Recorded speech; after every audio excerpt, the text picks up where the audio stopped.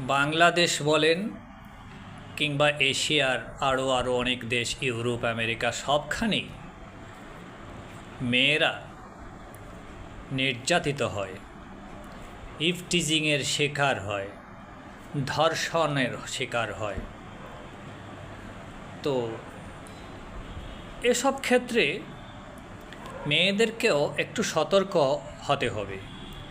প্রথম যেটা দরকার সেটা হচ্ছে মনোবল হারালে চলবে না।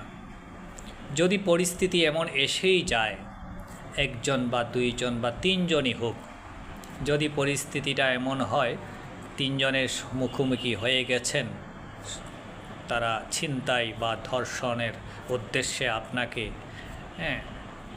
আক্রমণ করে বসেছে, তখন আপনি সাথে সাথে দুর্বল না হয়ে প্রস্তুতি নিয়ে নেন। মানসিক প্রস্তুতি কী করবেন? আত্মরক্ষামূলক। আপনারা নিশ্চয়ই দেখেছেন একটি হিন্দি সিনেমায়, আমিও দেখেছি, রাওয়ান সম্ভবত সিনেমাটি। সেখানে তার মাকে যখন কোনো সন্ত্রাসী আক্রমণ করার চেষ্টা করছে, তখন ছেলে তার মাকে বলে দিচ্ছে, মা, kick to the main part.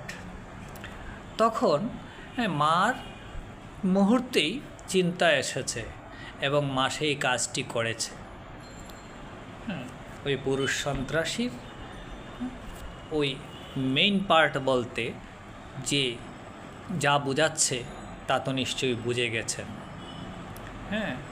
তো ওইখানে একটা কিক বসিয়ে দিয়েছে। তো আমাদের মেয়েদেরকেও কান্না শুরু করলে হবে না, ভয় পেয়ে জড়সড়ো হয়ে না এটা করবেন না ভাই, আপনারা আমার ভাইয়ের মতো, বাবার মতো, এসব বলার চিন্তা করবেন না। কি করবেন? মানসিক প্রস্তুতি নিয়ে নেবেন। যেটুকু শক্তি আছে আপনি একটা ঘুষি বসিয়ে দেন নাক বরাবর, আর একটা লাথি মেরে দেন একেবারে জায়গা মতো, দেখবেন কাজ হয়ে গেছে। অন্তত এইটুকু সময় আপনাকে নিতেই হবে আত্মরক্ষার জন্য, এবং এইটুকু কাজ করা দরকার। প্রস্তুতি থাকবেন সব সময়।